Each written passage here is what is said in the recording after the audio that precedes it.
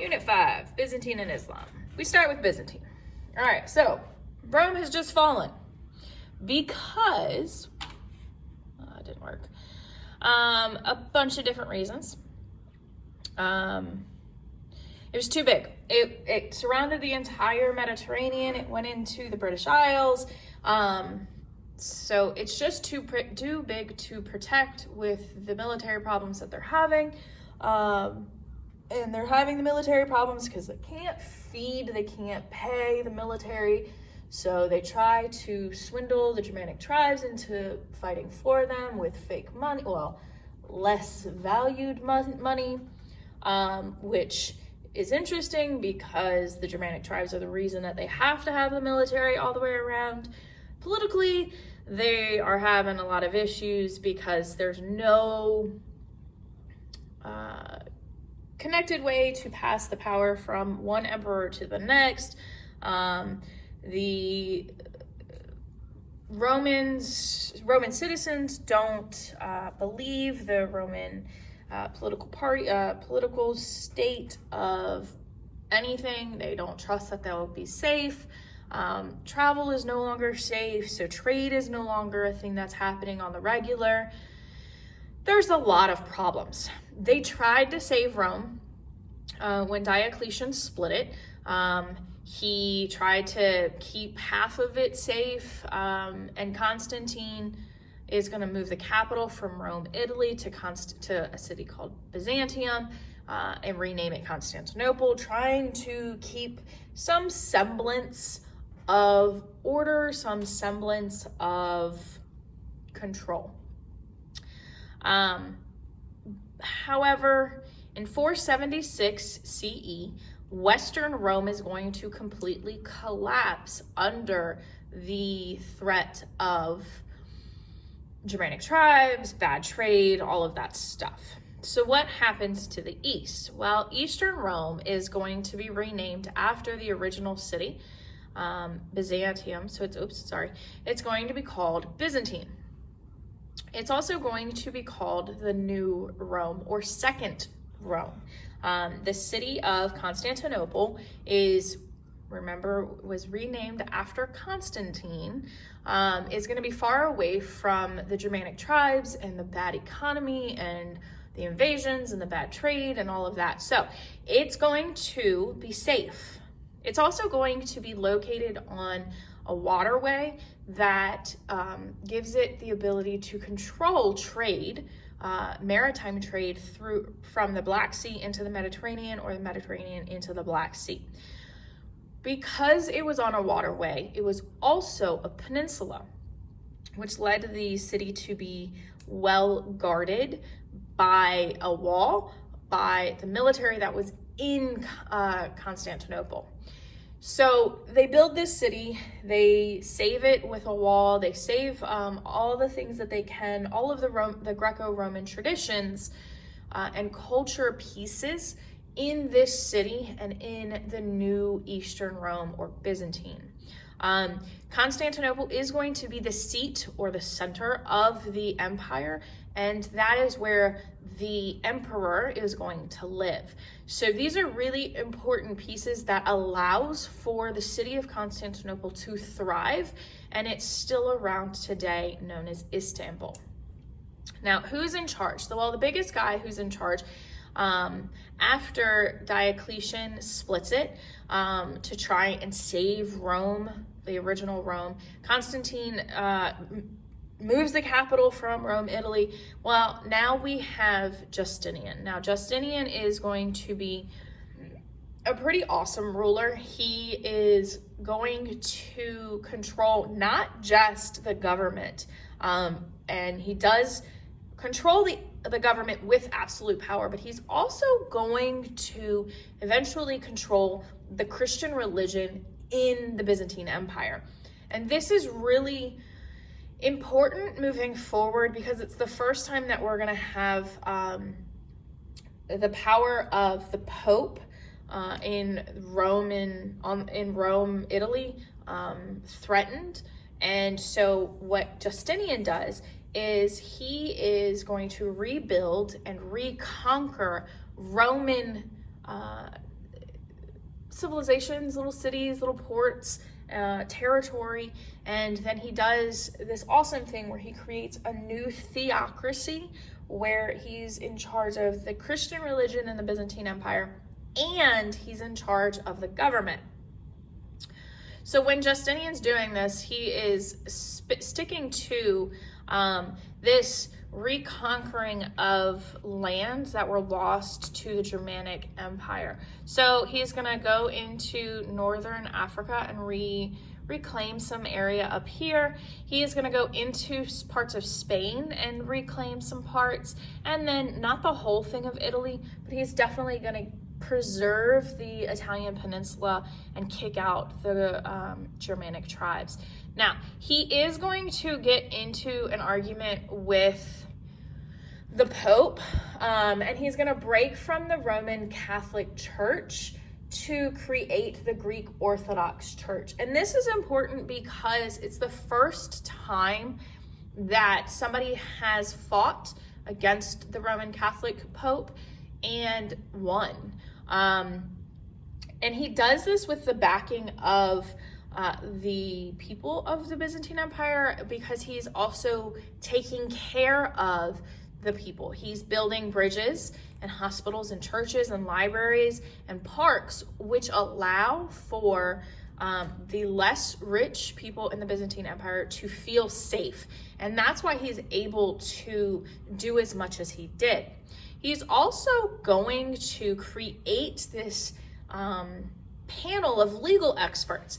Now, these legal experts are going to take all of the Roman laws, and they're going to throw out outdated laws, bad laws. They're going to put into effect a single codified legal order that is in a book, and it becomes known as the Justinian Code, and it's going to be used for 900 years across Europe. England and Spain and France and all of these places that once were under Roman rule are going to follow Justinian's code for years to come, because it was so well organized and so well written. So they're going to honestly follow in his footsteps.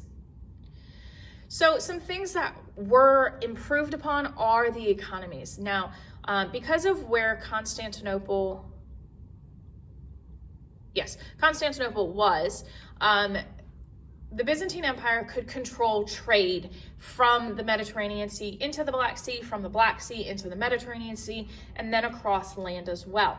So the Byzantine Empire and the economy is going to increase and get better while it's creating safe trade markets, specifically an open air market.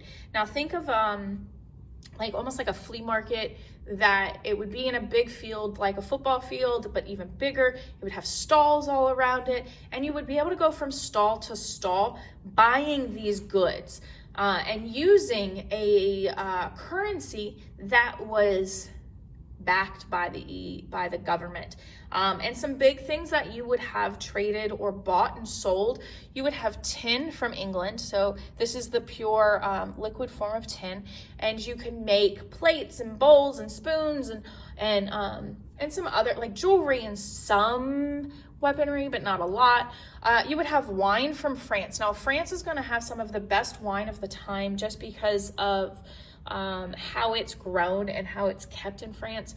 Italy's going to also be a big place. Greece will eventually catch up, because Greece was originally known for all of its wine. However, we've got to catch back up. Now, France and Spain eventually are going to work together, because you've got cork from Spain. Now, oh, sorry, I pushed a button. The cork from Spain is going to allow for France to bottle up this wine without using a lot of wax. Now, cork is also very buoyant, so it floats. So you're going to have it processed into other things as well. Then you have gold and ivory from Africa. Now, these two things are going to be overutilized. in modern times. And when we talk about ivory, we're talking about tusks of elephants, tusks of rhinos, teeth of some whales, not all whales, some whales. And these animals are going to be overhunted for the ivory, and it's going to lead to really bad things today. Now, in the Byzantine Empire, we've talked about how the Christian faith is going to be there. All of Rome had previously converted with Constantine's death. It became legal to do so. And then we have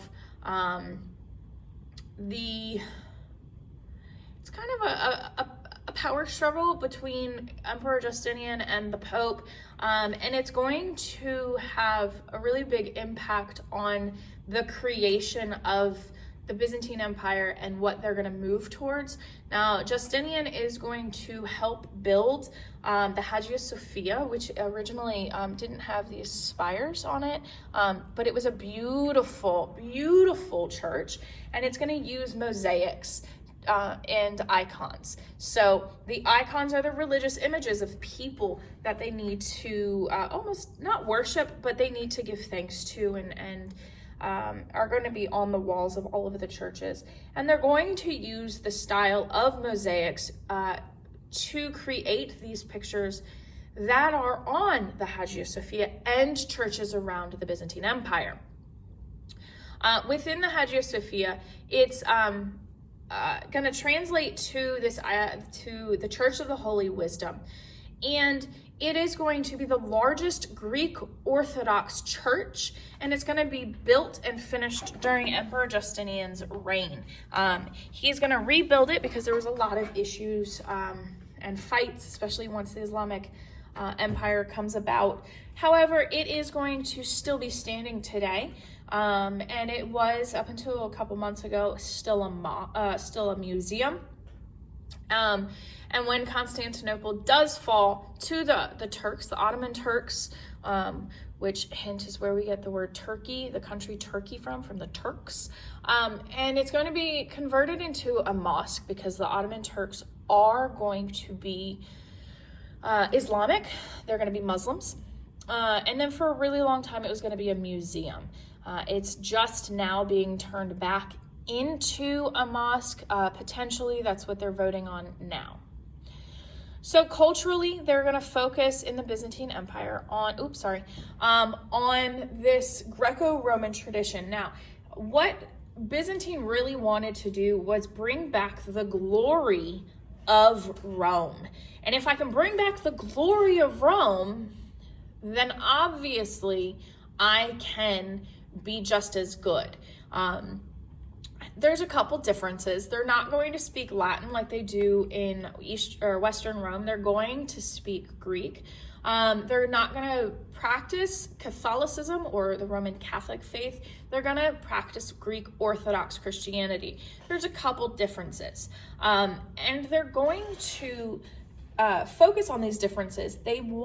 Greek Orthodox Christians want the normal human, the peasant, whatever you want to call them, to be able to understand the Bible and understand liturgy or the church service. So they're going to speak a language that can be understood. And they're also going to create more and more books. They're going to copy these books so that future generations can use them.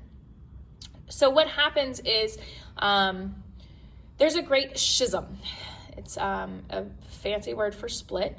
And we've got Western Rome, Italy, that practiced Roman Catholicism. And then you have Eastern Rome, which wants to include all of these people, all of the people in the empire.